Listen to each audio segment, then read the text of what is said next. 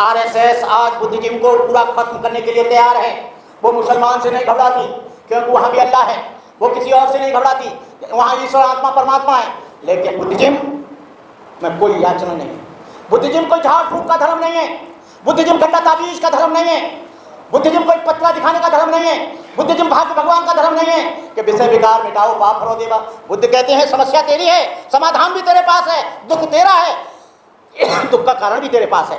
समस्या तुम्हारी है, समाधान कहीं अंत ढूंढ रहे हो, समस्या तुम्हारी है उसका कहीं दूसरी, बीमार तुम हो दवाई किसी और को दे रहे हो। बुद्ध कहते हैं बीमार भी तुम हो, दवाई भी तुमको खानी पड़ेगी, कारण तुम्हारा है, दुख का कारण खोज भी तुमको करनी पड़ेगी। बुद्ध कहते हैं कि मैं मार्गदाता हूँ, मोक्षदाता नहीं हूँ। बुद्ध के सामने कितनी भी अगरबत्ती मोमबत्ती लगाना, बुद्ध के कितनी भी माला डालना, बुद्ध का कितना भी जाप करना, बुद्ध के कितने भी मंत्र पढ़ना, लेकिन जब तक बुद्ध के मार्ग को आप नहीं अपनाएंगे, बुद्धिज्म का जो अष्टांगिक मार्ग है, जो बुद्धिज्म का सत्य का मार्ग है, जो बुद्धिज्म का पंचशील का मार्ग है, जो बुद्धिज्म का आदर्श का मार्ग है, जो बुद्धिज्म का नैतिकता का मार्ग है, उसको जब तक आप नहीं अपनाएंगे तब तक आपका कल्याण नहीं होगा। मंजू निकाय, खुद्दक निकाय, विशुद्धि मग, थेरी, गाथा, धम्पद, मेरे लोग उसे नहीं जान सकते। इसलिए बाबा साहब डॉक्टर अंबेडकर ने बुद्धा एंड धम्मा, भगवान बुद्ध का उनका धर्म लिख कर गए।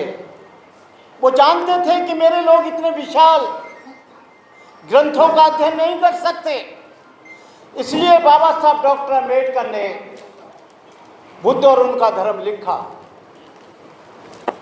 हमको किसी दूसरे देश का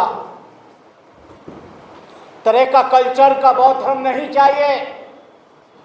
हमको जो बाबा साहब डॉक्टर अंबेडकर देकर गए हैं और जो बता कर गए हैं, उस रास्ते पर हम चलने का पूरा प्रयास कर रहे हैं।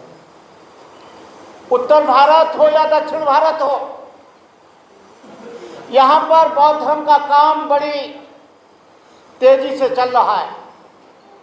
लेकिन ये इधर नॉर्दर्न इंडिया में अरुणाचल, असम, मिजोरम, मेघालय, त्रिपुरा, वेस्ट बंगाल में बड़ी तेजी से लोग ईसाई बनते जा रहे हैं।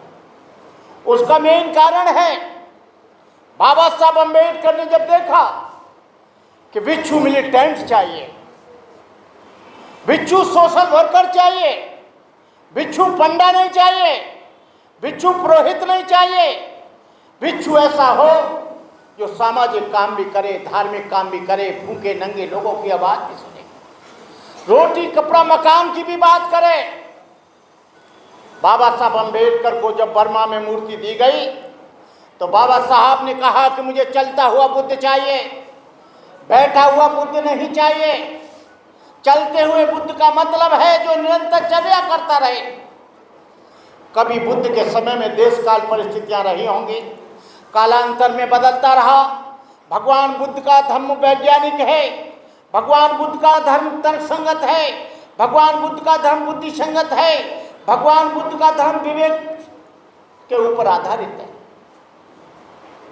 लेकिन पहले रहा होगा, बड़े बड़े नाले होते थे, ट्रेनें नहीं थीं, गाड़ियां नहीं थीं और यातायात के साधन नहीं थे। लेकिन आज तो भिक्षु उड़कर दिल्ली से थाईलैंड जा रहा है, थाईलैंड से जापान जा रहा है, जापान से लंका जा रहा है। पहले भिक्षुओं के चीवर भीग जाते थे, भिक्षु लोग बीमार पड़ जाते थे। मैं ये नहीं कहता हूं कि वर्षावास नहीं करना चाहिए, लेकिन वर्षावास का जैसे मुसलमानों का 1 महीने का होता है, उसी तरह से बुद्धिस्टों का भी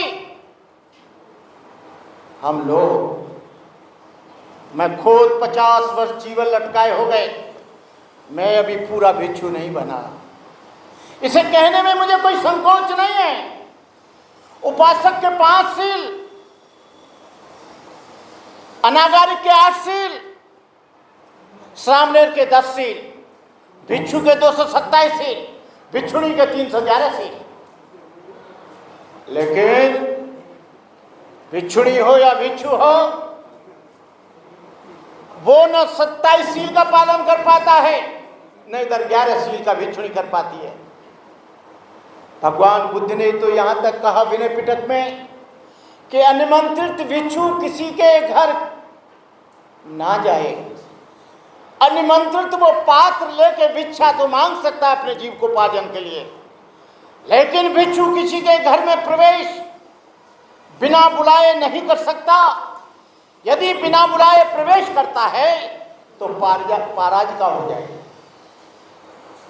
भिक्षु तेज नहीं बोल सकता, भिक्षु पेटू नहीं हो सकता, भिक्षु अपने मुंह से कोई डिमांड नहीं कर सकता, भिक्षु उपासक से ये नहीं कह सकता कि मुझे ये चाहिए, वो ये नहीं कह सकता कि मुझे 100 रुपया चाहिए, मुझे 200 रुपया चाहिए। भिक्षु केवल उपासक की श्रद्धा पर निर्भर करता है। भगवान बुद्ध के संपूर्ण जीवन को उठाकर देख लेना। भगवान बुद्ध का संपूर्ण जीवन दया, करुणा, मैत्री, प्रेम, अहिंसा, बंधुत्व, समदृष्टि और समता से भरपूर था। यदि उनके जीवन की किसी भी घटना को लिया जाए, एक भी श्रृंखला इसके विपरीत जाति दिखाई न मिलेगी। क्या निधन, क्या धनी, क्या मूर्ख, क्या विद्वान, उनके प्रभाव में कौन नहीं बहा। करुणा से द्रवित होकर रोगियों की सेवा की, क्षुधार्तों को भोजन दिया। भगवान बुद्ध ने उन बीमार लोगों की सेवा की, उन भूखे नंगे लोगों की सेवा की।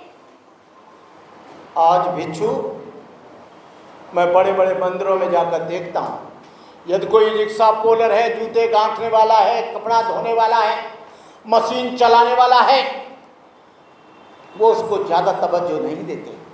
मैं इंडिया के, वर्ल्ड के सारे बुद्धिस्ट टेम्पलों पर घूम कर आया हूँ। आ गए कहीं IAS, आ गए IPS, आ गए इंजीनियर, आ गए इनकम टैक्स वाले, आ गए सेल टैक्स वाले, बड़े बड़े अधिकारी आ गए। भिक्षु तुरंत उठता है, उनके लिए कुर्सी रखता है, चाय देता है, पानी देता है। धर्म ये नहीं है। धर्म तो आपके यहाँ पर समता होनी चाहिए, मानवता होनी चाहिए। आज का जो दिन है, आज के दिन भगवान बुद्ध ने जिस विधि को प्राप्त किया, दुख के निवारण की विधि को प्राप्त किया, इसी भूतल पर किया। और भगवान बुद्ध ने सारनाथ में, ऋषि पतन महाविहार में,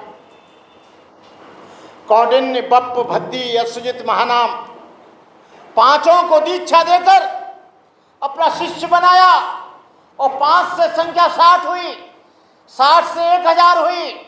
और भगवान बुद्ध ने कहा, ए भिक्षुओं, एक दिशा में जाना, दूसरी दिशा में दूसरा भिक्षु मत जाना। चरत भिक्खवे चारिकं भोजनिताय भोजन सुखाय लोकान पप्पाय। आज भिक्षु बुद्ध विहारों में पड़ा है, बुद्ध विहारों में खा रहा है। उपासक खा रहे हैं, उपासक भोजन दे रहे हैं। भोजन देना कोई अभिशाप नहीं है, कोई गलत नहीं है, लेकिन भिक्षु का ये कर्तव्य है कि भिक्षु को रोजा नहीं निकलना चाहिए और एक बस्ती में अपना प्रवचन देना चाहिए। लेकिन भिक्षु क्या करता है, सीधा साधा खाना खा के आता है और सीधा सट फिर वापस लौट जाता है। वो साबुन मांगेगा। जब परित्राण का समय आता है, मैं उसे ब्राह्मणवाद दूसरे रूप में कहता हूँ। भिक्षु क्या करता है, एक लंबा चौड़ा एक चिट्ठा बना के दे देता है। 10 मीटर कपड़ा, 4 साबुन, 4 टूथपे, ये वो 5 तरह के फल, फलाना ठिकाना सब दे देता। ये भिक्षु का काम नहीं है। जो उपासक दे दे उसे स्वीकार करो। कोई कमजोर आदमी है, गरीब आदमी है, रोजाना काम करने वाला है, क्या आप उस पर अनुकंपा नहीं करेंगे? क्या उसके घर नहीं जाएंगे? क्या वो परित्राण नहीं करा पाएगा? क्या वो आपके दर्शन नहीं करा पाएगा? क्या आपके चरणों का आगमन वो अपने यहाँ नहीं करा पाएगा? ये दुनिया में जो बौद्ध धर्म फैला,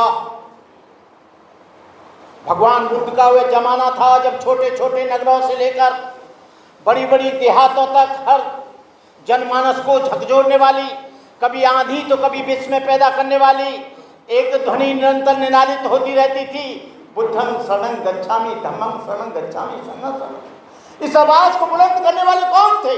संसार से उबे हुए जीर्ण सिंह बुड्ढे नहीं, जिंदगी से हारे थके लुटे पुटे लोग नहीं। आज क्या है, रिटायर हुआ, बनते बन जाओ। बुढ़ा हो गया, बनते बन जाओ। टांग टूट गई, बनते बन जाओ। आंख फूट गई, बनते बन जाओ। जिंदगी भर उन्होंने अपने परिवार को ढोया, अब समाज उन्हें ढोएगा।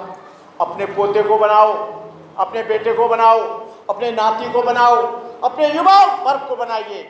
आनंद कौशल्यान जी ने एक बार मुझसे कहा था, 1980 की बात है, आज से 40 साल। मैंने कहा भंते आप ये गाथा पढ़ते हैं बार बार, यो हवे धैरो भिक्षु युयति बुद्ध शासने सोमं लोकं पभासेति अभमुतो चंद्रमा। बोले करुणाकर, जब कोई तरुण भिक्षु बुद्ध शासन में रत होता है तो वो ऐसे प्रकाशित होता है जैसे बादलों से मुक्त चंद्रमा। उसका ब्रह्मचर्य, उसकी ऊर्जा, उसका काम, उसका अध्ययन, उसका चरित्र, उसका सील जब निखर कर आता है तो लोग उसे सत सत प्रणाम करते हैं। आज युवा भिक्षु की जरूरत है, आज नौजवान की जरूरत है, जो समाज को, मैं 18 साल की एज में बौद्ध भिक्षु बना, मैं हाथरस के पास का रहने वाला हूँ। आज भी मुझे 25-25, 30-30 साल पुराने लोग मिल गए। ये लोग बौद्ध धर्म में, आपको बताता हूँ मैं जो मैंने अध्ययन किया है, बौद्ध धर्म में इंटरनल जातिवाद घुस गया है। ये बरुआ बौद्ध, ये चकमा बौद्ध, ये जाटव बौद्ध, ये ब्राह्मण बौद्ध, ये धोबी बौद्ध, ये खटीक बौद्ध, ये शाक्य बौद्ध। शाक्य लोग, शाक्य जो, मुझे कहने में कोई ऐतराज नहीं, शाक्य समाज का भिक्षु जब उसे पता चलता है कि he is belong to schedule caste, SC ST, they don't want give and respect. लेकिन बाबा साहब ने कहा था self respect is more important than metal gain our struggle for self respect. हमने बौद्ध धर्म को स्वीकार आत्मसम्मान के लिए किया, स्वाभिमान के लिए किया, हमने लोगों के कल्याण के लिए किया। भगवान बुद्ध का धम्म कोई एक जाति के लिए नहीं है, कोई एक वर्ण के लिए नहीं है, कोई एक धर्म के लिए नहीं है।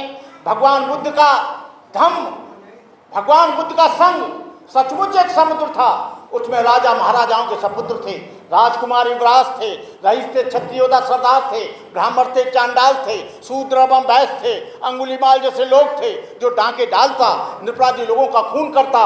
अम्बपाल काशी नगर बधू थी जिसकी एक एक अदा पर राजा और अमीर लोग लाखों रुपया न्योछावर कर देते। सुपाक था, कुत्ते का मांस खाता, स्वाति मछेरा था, नंद ग्वाला था, धनिया कुम्हार जाति से आया था, सुपैया डॉन था, शमशान से आया था, यसमीर व्यापारी का बेटा था, बिमला पैस्या की लड़की थी, पूर्णदासा पुत्री थी, चांपा शिकारी की लड़की थी, उपाली नाई था, महाकाश ब्राह्मण था, सुनीत भंगी था जिसने अर्हत प्राप्त किया। भगवान बुद्ध, बाबा साहब से पूछा गया क्या बुद्धिज्म से इतने अभिभूत, इतने इंप्रेसिव, इतने प्रभावित क्यों हुए? बाबा साहब ने कहा पत्रकारों से कि भगवान बुद्ध का एक प्रकरण मुझे याद आता है कि बाबा वहां पर राजकुमार युवराजों की दीक्षा हो रही है, सर मुड़ाकर बैठे हैं, वहां एक झाड़ू लगाता है जिसको वाल्मीकि कहते हैं या स्वीपर कहते हैं, वो झाड़ू लगा रहा है, बार बार छुप जाता है, बार बार झाड़ू लगाता है, भगवान बुद्ध का प्रवचन सुनता है, बार बार दीवार की ओट में चला जाता है। भगवान बुद्ध की इस पर करुणामयी नजर पहुंची। भगवान बुद्ध ने कहा देखो आनंद, ये कौन है, इसको बुलाओ। उसको बुलाया, उससे कहा क्यों डरते हो?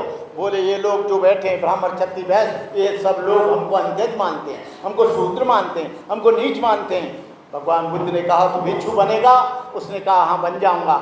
जब उसका आनंद से कहा आनंद इसका मुंडन करो, मुंडन कराया, बोले कपड़े चीवर इसके हाथ में दो। और जब उसकी दीक्षा होने लगी तो राजकुमार युवराजों ने कहा नहीं पहले हमारी दीक्षा होगी, इसकी दीक्षा क्यों होगी, ये छोटी जाति का है। भगवान बुद्ध ने कहा मैं उसी को तो आज समाप्त करना चाहता हूँ, ये बुद्धि से भी छोटा है, काम से भी छोटा है, अनपढ़ है, उम्र में भी छोटा है। भगवान बुद्ध ने पहले उसको दीक्षा दी और फिर राजकुमारों को दी। और भगवान बुद्ध ने कहा ये राजकुमार युवराजो, तुम्हारा जीवन आज से शुरू होता है, ये तुमसे श्रेष्ठ है, तुम कनिष्ठ हो, तुम इसको नमस्कार करो। भगवान बुद्ध ने